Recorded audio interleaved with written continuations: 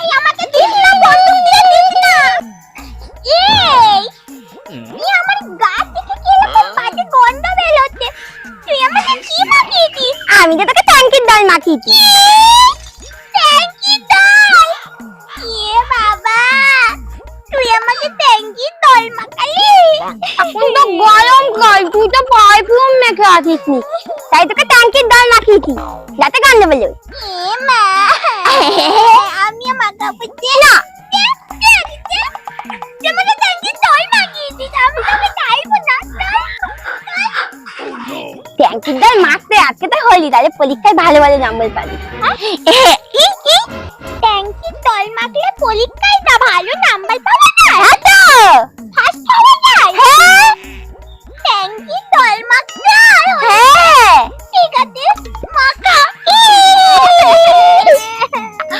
ভালো লাগে না তো?